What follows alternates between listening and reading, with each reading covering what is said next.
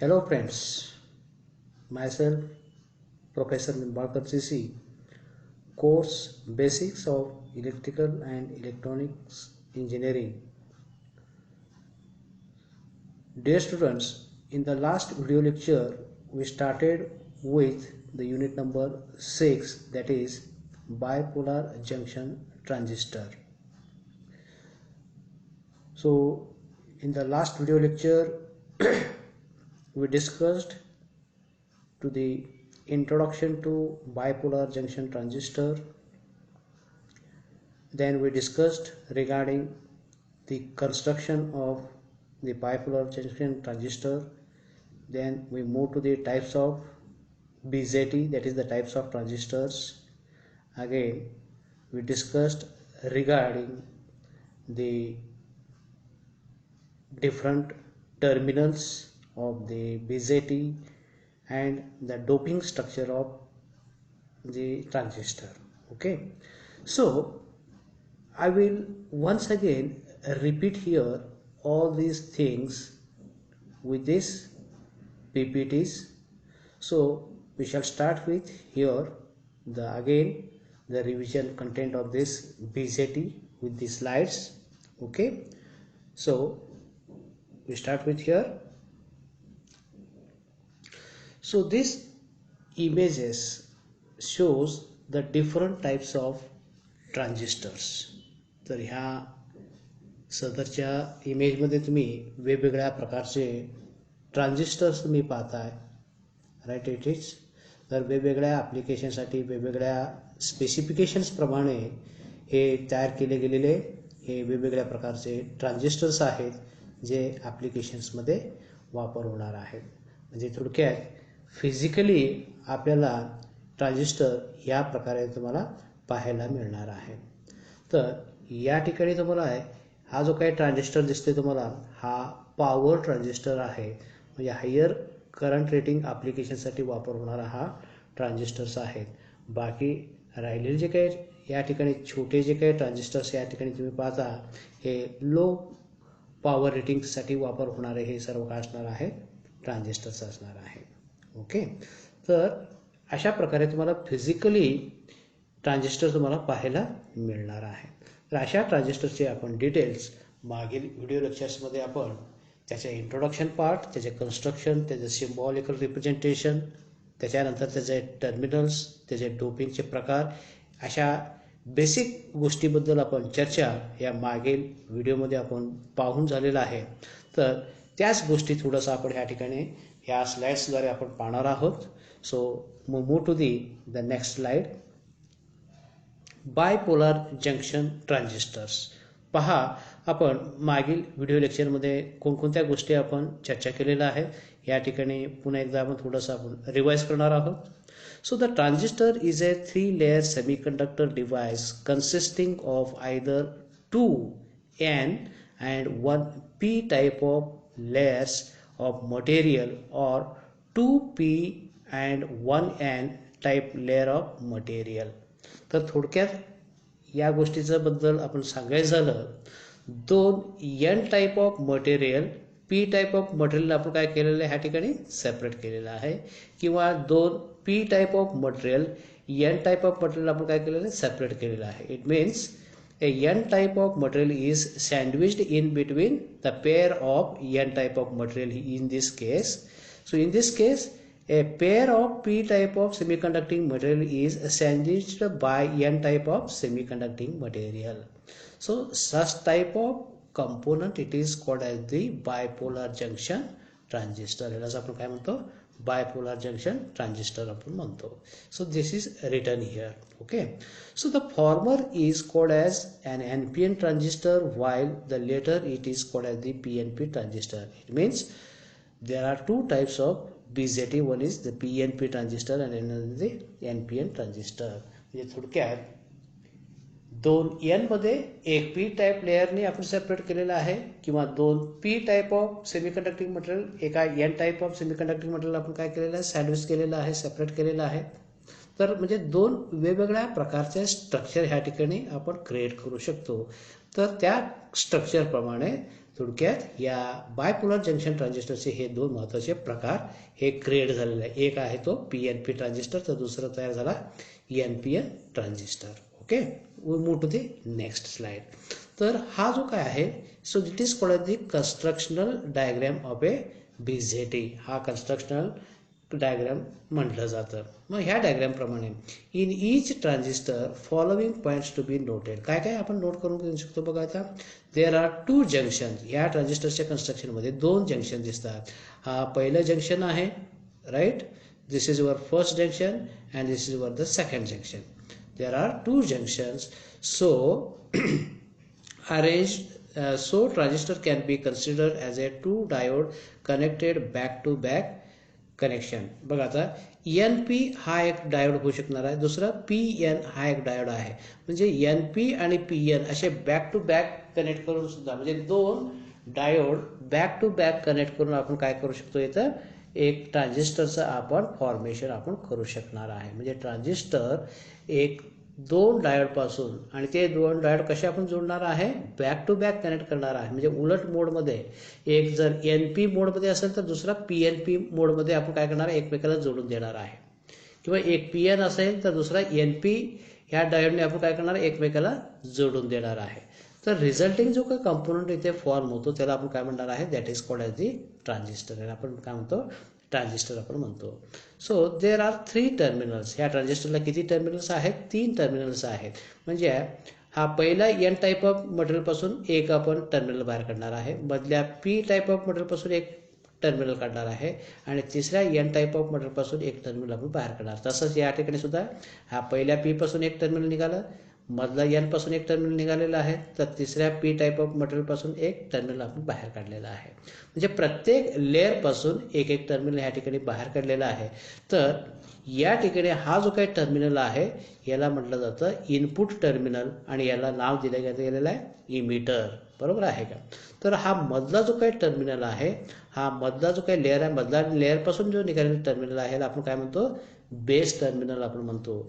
तर हा तिसरा जो काही टर्मिनल आहे तो म्हणजे आउटपुट साईडचा टर्मिनल आहे, याला आपण म्हणतो collector. It means emitter, base, collector असे काय असणार आहे, 3 ट्रान्झिस्टरचे टर्मिनल्स असणार आहे. Here also this is emitter, this is base and this one is collector, right. It is so the middle section is thin than the other. तर हा मधला जो काही सेक्शन आहे हे बाकीच्या 2 पेक्षा कसं दाखवलं गेलेलं आहे, थिन दाखवलं गेलेलं, बारीक दाखवलं गेलेलं आहे. या गोष्टी सुद्धा आपण चर्चा केलेलं होतं की इमिटरचा जो काही स्ट्रक्चर आहे हा हेविली डोप्ड असतो, तर हा कलेक्टरचा जो काय लेअर आहे हा मॉडरेटली डोप्ड असतो, तर हा मधला जो काय बेस आहे हा बेस लाईटली डोप्ड असतो. या सगळ्या गोष्टी आपण चर्चा केलेल्या आहे. आपण थोडंसं पुढे जाऊया. म्हणजे हा स्ट्रक्चर दाखवत असताना आपण काय दाखवणार आहे, इमिटर सेक्शन लार्ज दाखवणार, बेस सेक्शन सर्वात लहान दाखवणार, आणि कलेक्टर सेक्शन जो असणार आहे इमिटरपेक्षा लहान दाखवणार आहे. म्हणजे सर्वात लार्ज सेक्शन कोणाचा असणार आहे तर इमिटरचा, त्याच्यानंतर साईज असणार आहे कलेक्टरचा, त्याच्यानंतर साईज असणार आहे बेसचा. या पद्धतीने या कन्स्ट्रक्शनल डायग्राममध्ये सुद्धा आपल्याला हे लेयर्सचा जो काही साईज आहे तो साईज सुद्धा आपल्याला दाखवणं येणं गरजेचं आहे. ओके. त्याच्यानंतर नेमिंग ऑफ ट्रान्झिस्टर टर्मिनल कसे आपण नाव देणार आहे. Transistor has 3 sections of doped semiconductor. Transistor म्हणजे काय असणार आहे, 3 सेमीकंडक्टिंग मटेरियल पासून तयार केलेला हा ट्रान्झिस्टर आहे. The section one side is called as the emitter and opposite side is called as the collector and the middle section is called as the base. बरोबर आहे का. तर ह्या ठिकाणी हा ट्रान्झिस्टरचा डायग्राम तुम्हाला इथं पाहायला मिळतो येते. तर ह्यापैकी एक टर्मिनल इमिटरचा असणार आहे, तर त्याचा अपोजिट टर्मिनल म्हणजे तिसरा टर्मिनल जो असणार आहे तर कलेक्टर असणार आहे, तर मधला काय असणार आहे तर बेस असणार आहे. म्हणजे इमिटर, बेस, कलेक्टर असे हे 3 ट्रान्झिस्टरचे टर्मिनल्स असणार आहे. So this is the symbolical representation of a transistor, right. It is. Sir symbolical representation सुद्धा आपण मागील व्हिडिओ लेक्चरमध्ये आपण माहिती करून घेतलेलं होतं. तर हा मधला जो टर्मिनल असतो हा बेस असणार आहे, ज्या ठिकाणी एरो हेड दाखवले गेलेला आहे. आता हा एरो हेड बाहेर साईडला दाखवण्यात आलेला आहे. याचा अर्थ हा NPN ट्रान्झिस्टर आहे आणि हा ज्याला आपण काय म्हणणार आहे, सॉरी, याला आपण इमिटर टर्मिनल म्हणतो. तर दुसरा जो राहिलेला जो तिसरा टर्मिनल त्याला आपण काय म्हणणार आहे, कलेक्टर टर्मिनल. म्हणजे 1 नंबर इमिटर आहे, 2 नंबर बेस आहे, तर 3 नंबर कलेक्टर टर्मिनल असणार आहे. So these are the 3 terminals of a transistor. Okay. त्याच्यानंतर आता ह्या तिघांचा इमिटर असेल, कलेक्टर असेल आणि बेस असेल, त्यांचे कन्स्ट्रक्शन कशा पद्धतीने आपण केलेलं आहे बघा. इमिटर, पहिल्यांदा आपण इमिटर बद्दल आपण चर्चा करूया आता. The section of one side that supplies the carrier is called as the emitter. म्हणजे इनपुट साइडचा जो काय टर्मिनल आहे किंवा इनपुट साइडचा जो काय लेअर आहे त्या लेअरला आपण काय म्हणतो, इमिटर आपण म्हणतो, की जो कॅरियर सप्लाय करणार आहे, चार्ज कॅरियर तो काय करणार आहे, सप्लाय करणार आहे. बरोबर काय. इनपुट म्हणजे थोडक्यात तो काय करणार आहे, आता चार्ज कॅरियर तो सप्लायर म्हणून तो ऍक्ट होणार आहे. त्याच्यानंतर emitter is always forward biased with respect to the base, so it can be supplies carrier. एक लक्षात ठेवायचं, ट्रान्झिस्टरच्या कन्स्ट्रक्शन प्रमाणे आपण मागील व्हिडिओ लेक्चरमध्ये सांगितल्याप्रमाणे हा जो काय पहिलं जंक्शन आहे NP, हा पहिला जो काही जंक्शन आहे, हा पहिलं जंक्शन कायमस्वरूपी आपण कसं जोडतो म्हणून सांगितलं, फॉरवर्ड बायस्ड मोडमध्ये आपण जोडून देतो. तर त्या उलटमध्ये जो सेकंड जंक्शन आहे तो सेकंड जंक्शन कायमस्वरूपी रिव्हर्स बायस्ड मोडमध्ये आपण जोडून देतो. याचा अर्थ इमिटरचा जो काय लेअर असणार आहे तो कायमस्वरूपी कसं आपण जोडून देतो, फॉरवर्ड बायस्ड मोडमध्ये आपण जोडून देतो. हे लक्षात ठेवायचं. Okay. It means emitter is always forward biased with respect to the base, so it can be supplies carrier. Maximum carrier हा सप्लाय करण्यासाठी हा जो इमिटरचा जो काही भाग आहे तो कसा असणं गरजेचं आहे, तर फॉरवर्ड बायस्ड मोडमध्ये कनेक्ट करणं गरजेचं आहे. तर for NPN transistor emitter supplies the holes to its junction.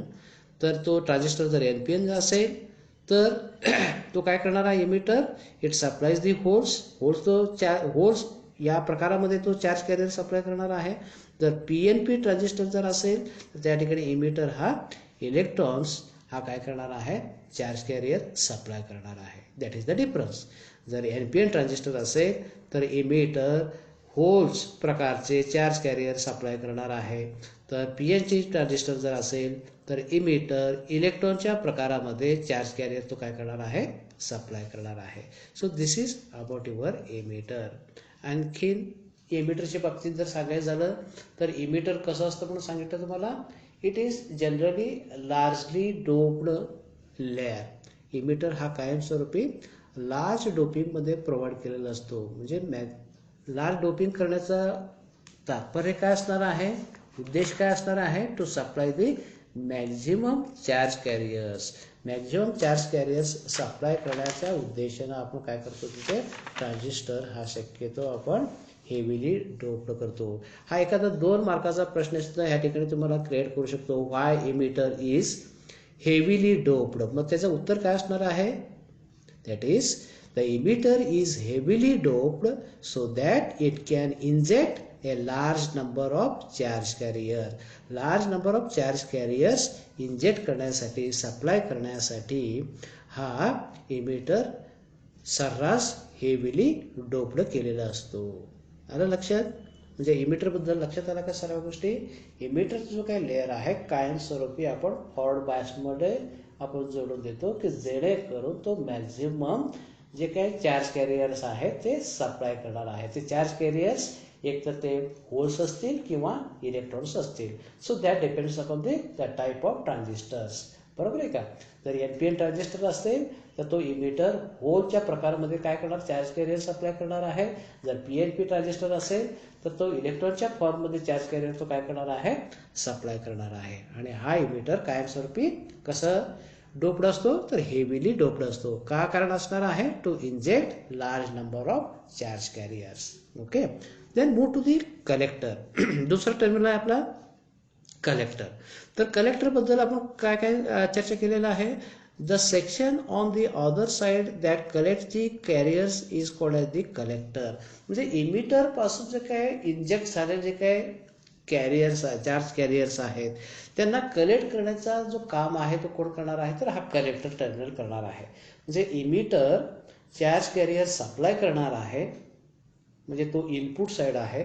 तर आउटपुट साईडला काय आहे, तर हा कलेक्टर टर्मिनल आहे, जो इमिटर पासून जो काय इंजेक्ट झालेले, ट्रान्सफर झालेले, सप्लाय झालेले जे काय चार्ज कॅरियर्स आहेत तो काय करणार आहे, कलेक्ट करणार आहे. आणि आउटपुटला जे काय जोडलेला जो काय लोड असणार आहे, तो लोडला तो काय करणार आहे, सप्लाय करणार आहे. Right, it is. So that is the function of the collector. That is this section on the other side that collects the charge carrier is called as the collector. Then the collector is always reverse biased with respect to the base. तर collector कसं असणं गरजेचं आहे, तर कायमस्वरूपी reverse biased मोड मध्ये जोडणं गरजेचं आहे. कारण आपण ट्रान्झिस्टर हा महत्वानं कशासाठी आपण वापरणार आहे, तर ॲम्प्लिफिकेशन ह्या कारणासाठी आपण वापरणार आहे. मग ॲम्प्लिफिकेशन कधी घडणार आहे, जेव्हा एखादा weak signal low resistance path मधून हाय रेजिस्टन्स पाथ कडे मूव्ह होणार आहे. मग लो रेजिस्टन्स पाथ कुठला ठेवला आपण, पहिला जंक्शन, जो इमिटर बेस जंक्शन आहे त्याला आपण काय म्हटलं, पहिलं जंक्शन म्हटलं. दुसरं जंक्शन कुठलं आहे, बेस कलेक्टर जंक्शन आहे. तर बेस कलेक्टर जंक्शन आपल्याला हाय रेजिस्टन्स प्रोव्हाइड होण्यासाठी त्याला काय करणं गरजेचं आहे, तर रिव्हर्स बायस्ड मोडमध्ये आपल्याला कनेक्ट करणं गरजेचं आहे. म्हणून हा कलेक्टरचा जो काही जंक्शन आहे कायमस्वरूपी हा कसं ठेवणं गरजेचं आहे, तर रिव्हर्स कंडिशनमध्ये किंवा रिव्हर्स बायस्ड मोडमध्ये कनेक्ट करणं गरजेचं आहे. So for NPN transistor collector receives the volts, whereas for PNP transistor collector receives the electrons. मग अशी आपण चर्चा केलं की इमिटर NPN ट्रान्झिस्टर असेल तर इमिटर काय ट्रान्सफर करतो, काय सप्लाय करतो, व्होल्ट सप्लाय करतो. म्हणजे हा सप्लाय झालेले जे काही व्होल्ट्स आहे इमिटर पासून हा कलेक्टर काय करणार आहे, कलेक्ट करणार आहे. तसंच PNP ट्रान्झिस्टर मार्फत जे इलेक्ट्रॉन सप्लाय होणार आहे त्याला कलेक्ट करण्याचं काम हा कोण करणार आहे, तर हा कलेक्टर करणार आहे. म्हणजे इमिटर चार्ज कॅरियर सप्लाय करणार आहे, तर कलेक्टर हे सर्व चार्ज कॅरियर्स तो काय करणार आहे, कलेक्ट करणार आहे. That is the role of collector. तर कलेक्टर हा कायमस्वरूपी कसं डिझाईन केलेला असतो, आपण मॉडरेटली डोप्ड असतो. कसं असतो, तो मॉडरेटली डोप्ड आहे. ओके, हे लक्षात ठेवायचं. ओके, त्याच्यानंतर आपण तिसऱ्या टर्मिनलकडे आपण जाऊयाचा, base. The middle section which is forms 2 PN junction between the emitter and collector is called as the base. हा जो मधला पार्ट तुम्हाला दिसतो येते, दोन लेअर मधला इमिटर आणि कलेक्टर ह्या दोघांच्या मधला जो लेअर दिसतो, हा लेअर म्हणजे काय आहे, तुमचा हा बेस लेअर असणार आहे. तिथून जो टर्मिनल बाहेर काढलेला आपण त्याला म्हणतो बेस टर्मिनल आपण म्हणतो.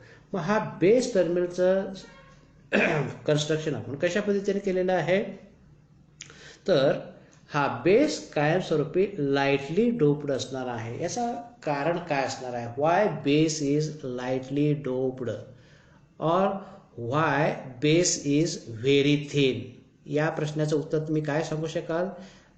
That is, the base is lightly doped and very thin because it passes most the emitter charge carriers to collector. म्हणजे थोडक्यात इमिटर पासून आलेले जे काही चार्ज कॅरियर्स आहेत तो स्वतःकडे ओढून न घेता मॅक्झिमम हा कलेक्टरकडे ट्रान्सफर व्हावं ह्या उद्देशानं आपण बेस काय केलेला आहे, लाईटली डोप्ड ठेवलेला आहे. जर याचं डोपिंग प्रमाण जर वाढलं तर काय होणार आहे, इमिटर पासून जे काही येणार जे काही चार्ज कॅरियर्स आहेत त्यापैकी काय होणार, काही जास्ती प्रमाणामध्ये बेसकडे जातील. म्हणजे कलेक्टरकडे जाणार जे काही चार्ज कॅरियर्स आहेत ते काय होतील, तिथे कमी होतील. आपल्याला तसं करायचं आहे का, नाही आहे. तर याचा जो काय बेसचा जो काय जे काय चार्ज कॅरियर्सचं जो काही प्रमाण आहे तो कमी करायचा आपल्याला, की जेणेकरून इमिटर पासून सप्लाय होणार जे काही मॅक्झिमम कॅरियर्स आहेत, चार्ज कॅरियर्स, हे कलेक्टरकडे जातील हे आपल्याला काळजी घ्यायचं आहे. मग याच्यासाठी हा मधला जो काही बेस आहे तो बेस हा कसा ठेवलेला आहे, लाईटली डोप्ड ठेवलेला आहे, की जेणेकरून तो मिनिमम तो काय करणार, चार्ज कॅरियर्स तो कॅरी करणार आहे. कंडक्ट करणार आहे. आणि मॅक्झिमम जे काय इमिटरपासून आलेले जे काय चार्ज कॅरियर्स आहेत ते काय कुठं जातील, ते कलेक्टकडे जातील. याप्रमाणे आपल्याला या ट्रान्झिस्टरचं स्ट्रक्चर डिझाईन करण्यात आलेलं आहे. मग आता ह्या ट्रान्झिस्टरबद्दल काही महत्त्वाचे जे काही की पॉईंट्स आहेत ते की पॉईंट्सबद्दल आपण पुन्हा एकदा रिवाइज करूयात. So the transistor has 3 regions named as emitter, base and collector. Correct. म्हणजे ट्रान्झिस्टरमध्ये 3 रिजन्स आहेत. त्यापैकी एक आहे इमिटर, तर दुसरा आहे बेस, तर तिसरा आहे कलेक्टर. त्याच्यानंतर the base is much thinner than the other region. बेसचा जो काही कन्स्ट्रक्शन आहे तो कसा आहे, it is more thin as compare to that collector and emitter. त्याच्यानंतर emitter is heavily doped so it can inject large amount of carriers into the base. बरोबर आहे का. इमिटर आपण कसं ठेवलेलं आहे, हेविली डोप्ड ठेवलेलं आहे की जेणेकरून मॅक्झिमम इमिटरपासून जे काही चार्ज कॅरियर्स आहेत ते इंजेक्ट होतील, सप्लाय होतील. त्याच्यानंतर बेस इज लाईटली डोप्ड. कशासाठी, so it can pass most of the carriers to the collector. हा लाईटली डोप्ड काय ठेवलं की जेणेकरून तो मिनिमम चार्ज कॅरियर तो काय करणार आहे, कंडक्ट करेल आणि मॅक्झिमम इमिटरपासून आलेले जे काही कॅरियर्स आहेत ते डायरेक्टली कलेक्टरकडे जातील. या उद्देशाने आपण बेस हा लाईटली डोप्ड केलेला आहे. त्याच्यानंतर कलेक्टर इज मॉडरेटली डोप्ड. कलेक्टरचा जो काय डोपिंग आहे तो कसं ठेवलेला आहे, आपण मॉडरेटली आपण डोपिंग आपण प्रोव्हाइड करून दिलेलं आहे. लक्षात आलं का. त्याच्यानंतर आपण पुढच्या गोष्टीकडे आपण वळूया, ट्रान्झिस्टरचं ऑपरेशनकडे. हाऊ दिस PNP ट्रान्झिस्टर और NPN ट्रान्झिस्टर वर्क्स, याच्याबद्दल आपण चर्चा या ठिकाणी आपण करूया. So before that I will again repeat here some important transistor action, or why the emitter is heavily doped, why base is lightly doped, or why emitter base junction is forward biased, or why collector base junction is reverse biased. या गोष्टीबद्दल आपल्याला पुन्हा एकदा revision घ्यायचं आहे या ठिकाणी. तर why emitter is heavily doped, because the emitter is heavily doped so that it can supply a large number of charge carriers into the base. Okay. Then why base is lightly doped, because the base is lightly doped because it passes most of the emitter charges to the collector. That will be the reason. मग आता तिसरा प्रश्न, why emitter base junction is forward biased. जो पहिलं junction आहे, हा पहिलं junction आपण कायमस्वरूपी हा फॉरवर्ड बायस मोडमध्ये का जोडतो आपण, त्याचं रिझन काय असणार आहे, because the emitter base junction is always forward biased in order to supply a large number of charge carriers. बरोबर आहे का नाही. तर ह्या इमिटर हा चार्ज कॅरियर आहे. मग इथं लो रेजिस्टन्स पाथ क्रिएट झाले तरच काय होणार आहे, या इमिटर पासून जे काही चार्ज सप्लाय होणार आहे ते कलेक्टरकडे जाणार आहे. मग इथं जर आपण हेवी रेजिस्टन्स पाथ जर क्रिएट करून दिलं, म्हणजे रिव्हर्स बायस मोडमध्ये जर कनेक्ट करून दिलं, तर थोडक्यात काय होणार आहे, हे चार्ज कॅरियर इकडे पुढे कलेक्टरकडे जाणारच नाहीये. कशामुळे, हेवी रेजिस्टन्स पाथमुळे. मग याच्यासाठी आपण काय करतो, हा जो काही पहिलं जंक्शन असणार आहे म्हणजे इमिटर बेस जो जंक्शन असणार आहे ह्याला आपण काय म्हणतो, इमिटर बेस जंक्शन. तर ह्याला आपण म्हणतो कलेक्टर बेस जंक्शन. हा कलेक्टर बेस जंक्शन आहे, तर हा इमिटर बेस जंक्शन आहे. तर हा पहिला जो काही जंक्शन आहे इमिटर बेस जंक्शन कायमस्वरूपी आपण फॉरवर्ड बायस्ड मोडमध्ये आपण जोडून देतो सर्किटमध्ये. तर दुसऱ्या बाजूला जो कलेक्टर बेस जंक्शन आहे तो कायमस्वरूपी रिव्हर्स बायस्ड मोडमध्ये आपण जोडून देतो. पहिलं रिझन लक्षात आलं का, हा पहिलं रिझन, हा पहिलं जंक्शन फॉरवर्ड बायस मोडमध्ये का जोडून दिलं आपण, to supply the large number of charge carrier to the base. Okay. मग हा जो काय जंक्शन आहे हा रिव्हर्स मोडमध्ये आपण काय जोडून दिलं, the collector base junction is reverse biased to remove charge carriers from its junction with base. म्हणजे मॅक्झिमम चार्ज कॅरियर या ठिकाणी कलेक्ट करण्यासाठी आपल्याला काय करावं लागणार आहे, तिथे हा जो काही जंक्शन आहे हे रिव्हर्स बायस्ड मोडमध्ये आपल्याला कनेक्ट करावा लागणार आहे. It means the collector base junction is reverse biased to remove charge carriers from its junction with the base. बरोबर आहे की नाही? म्हणजे थोडक्यात इथले जे काय चार्जेस इकडे इमिटर पासून आलेले जे काही चार्जेस आहे ते बेसला पोहोचतील पहिल्यांदा. तर बेसमध्ये पोहोचण्याचे जे काही मॅक्झिमम चार्ज कॅरियर्स आहेत हे कलेक्टरकडे पोहोचवण्यासाठी आपल्याला काय करावं लागणार आहे, हा जंक्शन आपल्याला रिव्हर्स बायस मोडमध्ये आपल्याला कनेक्ट करावा लागणार आहे. So that is the strategy use in the construction of transistor. आता या ठिकाणी आपण आता दोन्ही ट्रान्झिस्टरचे आपण कन्स्ट्रक्शन किंवा वर्किंगबद्दल आपण चर्चा करूया.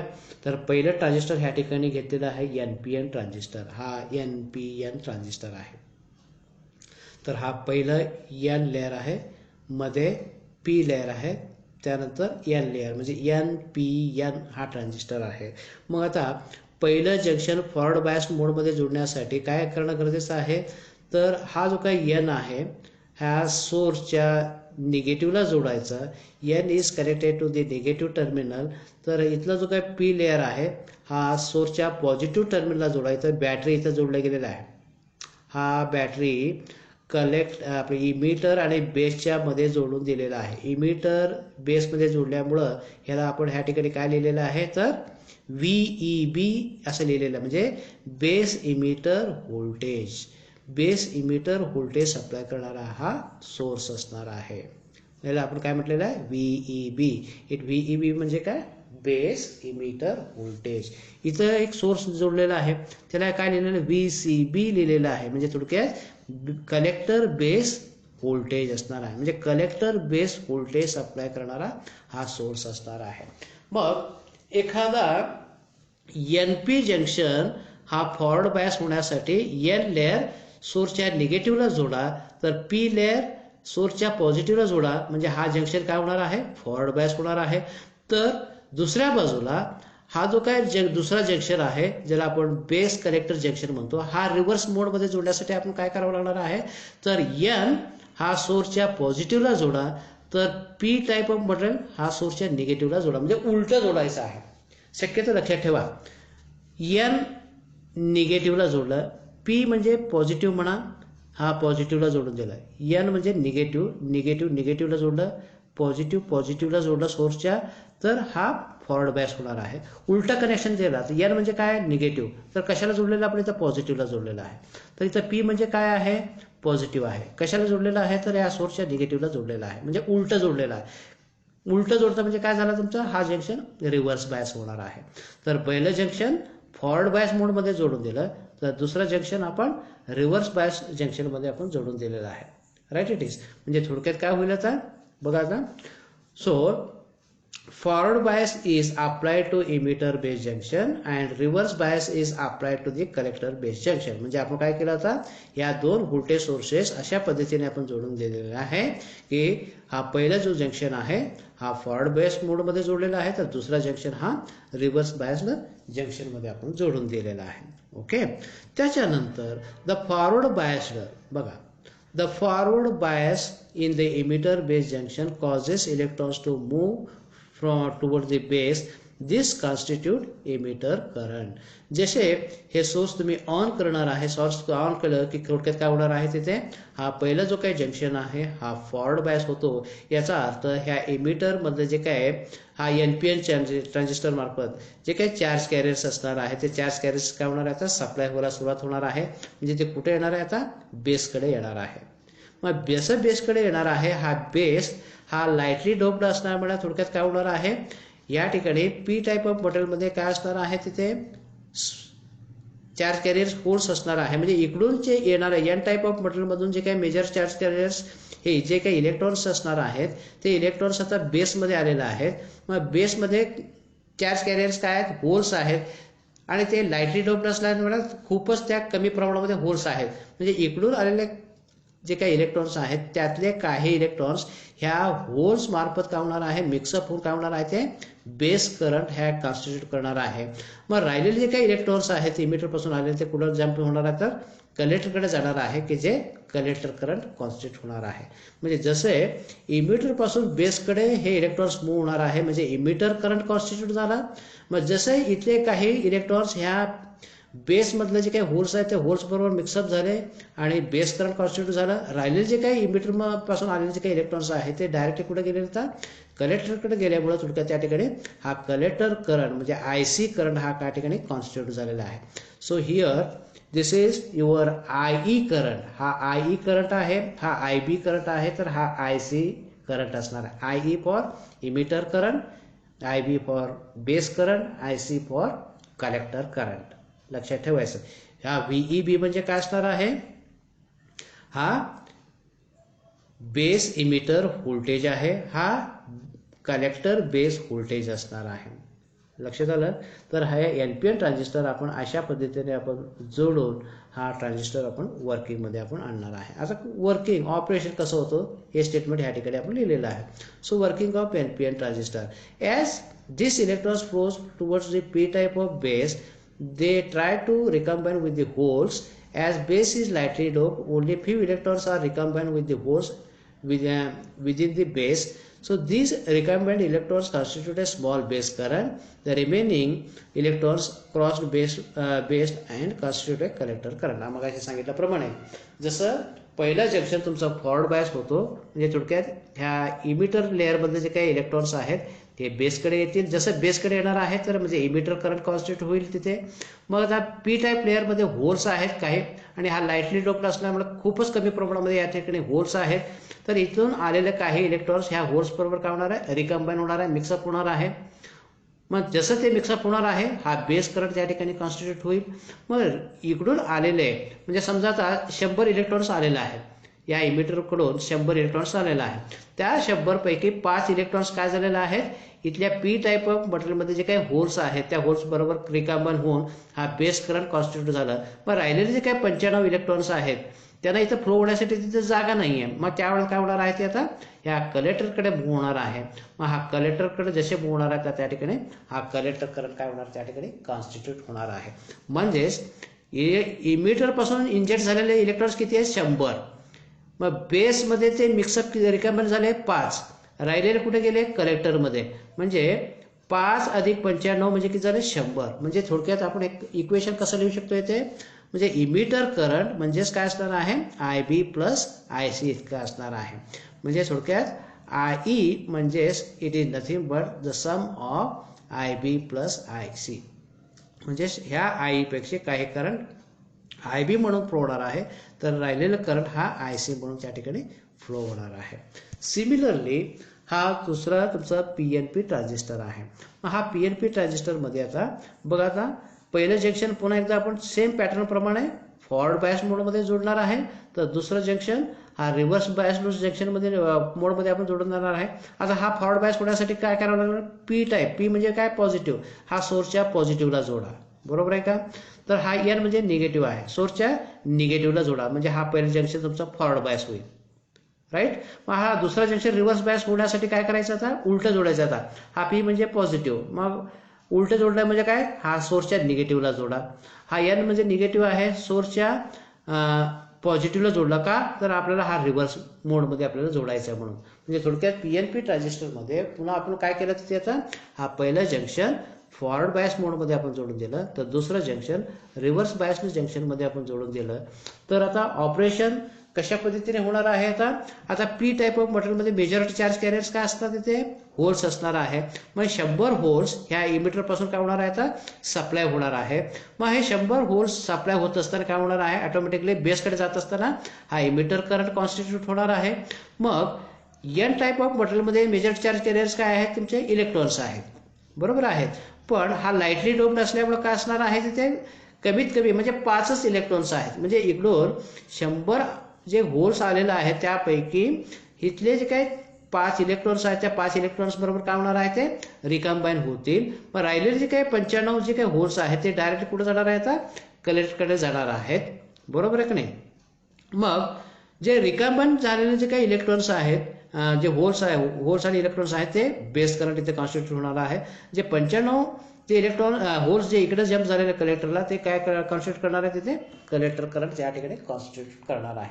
म्हणजे सेम पॅटर्नमध्ये थोडक्यात हे PNP ट्रान्झिस्टर असो किंवा NPN ट्रान्झिस्टर असो हे वर्कआउटमध्ये येणार आहेत. म्हणजे थोडक्यात हा पहिलं जंक्शन फॉरवर्ड बायस्ड असल्यामुळं लो रेजिस्टन्स पाथ क्रिएट करणार आहे की ज्यामुळं जे काही चार्ज कॅरियर्स आहेत ते इझिली हा बेसकडे येतील.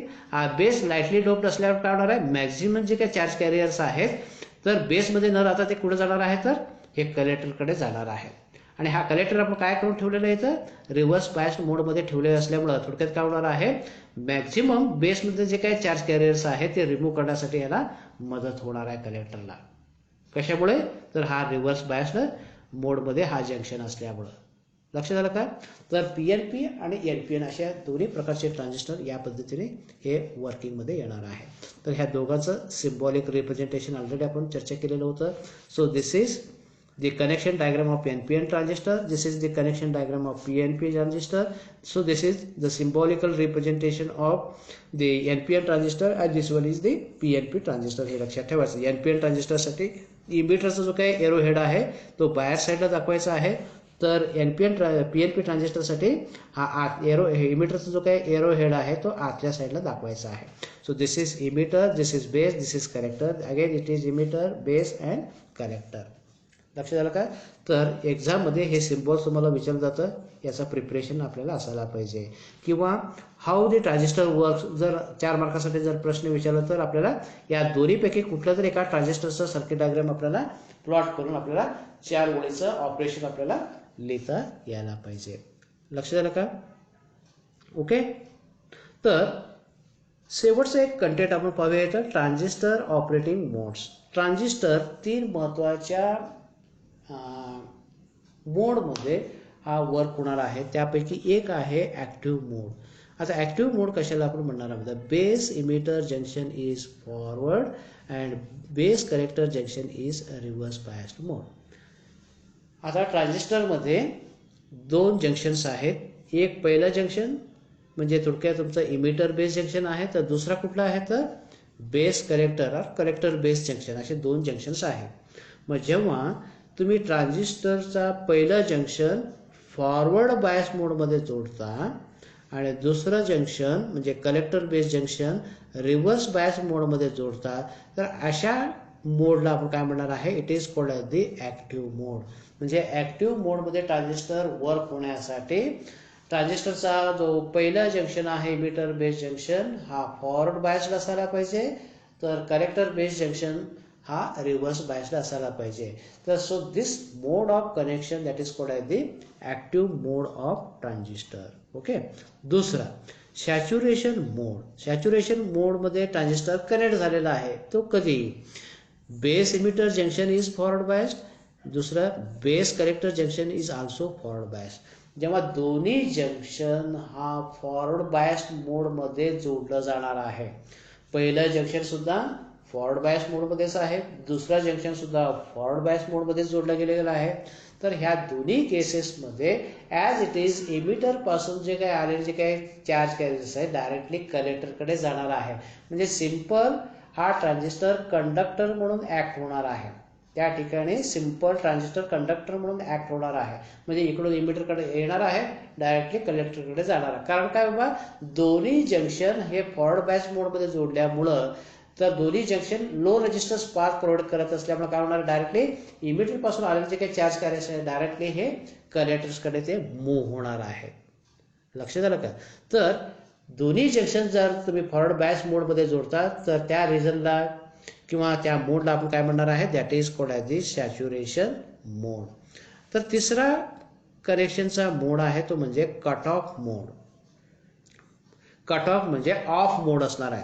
So this is called as the on mode of transistor condition. This is called as the cut off mode of transistor. लक्षात येतं बघा. ऑन होणे म्हणजे थोडक्यात ट्रान्झिस्टर जेव्हा तुम्ही स्विच म्हणून वापर करणार आहे, स्विच ट्रान्झिस्टर ॲज ए स्विच, ज्यावेळेस ट्रान्झिस्टर तुम्ही स्विच म्हणून वापर करणार आहे, ऑन करता म्हणजे तुम्ही सॅच्युरेशन मोडमध्ये ट्रान्झिस्टर जोडता, ऑफ करता म्हणजे तुम्ही कट ऑफ मोडमध्ये जोडता. मग कट ऑफ मोडमध्ये जोडण्यासाठी काय करायचं आपल्याला, both junctions are reverse biased. जेव्हा दोन्ही जंक्शन तुम्ही रिव्हर्स बायसमध्ये जोडून देतात तर त्या मोडला आपण काय म्हणणार आहे, कट ऑफ मोड म्हणणार आहे. हे महत्त्वाचे 3 मोड्स आहेत, हे लक्षात ठेवायचं. Right it is. Transistor active मोडमध्ये असण्यासाठी पहिला जंक्शन फॉरवर्डमध्ये जोडा तर दुसरा जंक्शन रिव्हर्समध्ये जोडा. हा ॲक्टिव्ह मोड झाला. सॅच्युरेशन मोडमध्ये जोडणे म्हणजे काय असणार आहे, तर दोन्ही जंक्शन फॉरवर्ड बायस मोडमध्ये जोडा, तो सॅच्युरेशन रिजनमध्ये जाईल. ओके, म्हणजे थोडक्यात जेव्हा ट्रान्झिस्टर स्विच म्हणून तुम्ही वापरणार आहे त्यावेळेला ऑन कंडिशन, ट्रान्झिस्टरचं ऑन होणे म्हणजे स्विच ऑन होणे याचा अर्थ काय असणार आहे, त्यावेळेला तुम्ही ट्रान्झिस्टर सॅच्युरेशन रिजनमध्ये किंवा सॅच्युरेशन मोडमध्ये तुम्ही कनेक्ट केलेला असता. तर दुसरं कट ऑफ मोड म्हणजे काय असणार आहे, ट्रान्झिस्टर ऑफ म्हणजे स्विच ऑफ कंडिशनमध्ये आहे. स्विच ऑफ मध्ये कंडिशनमध्ये वर्क होण्यासाठी म्हणजे ट्रान्झिस्टर ऑफ कंडिशनमध्ये वर्क होण्यासाठी काय करावं लागलं आपल्याला, दोन्ही जंक्शन रिव्हर्स बायस्ड मोडमध्ये आपल्याला जोडून द्यायचं आहे. So these are the 3 operating modes of transistor. लक्षात आलं का? तर पुढील व्हिडिओमध्ये आपण ट्रान्झिस्टरचे कनेक्शनकडे आपण जाणार आहोत. तर ह्या 3 महत्त्वाचे ट्रान्झिस्टरचे कनेक्शनचे प्रकार असणार आहेत. तर हे तिन्ही ट्रान्झिस्टरचे कनेक्शन आपण 1 बाय 1 ह्या ठिकाणी स्टडी करणार आहोत. तर ह्या ठिकाणी आपण थांबूया. So thank you.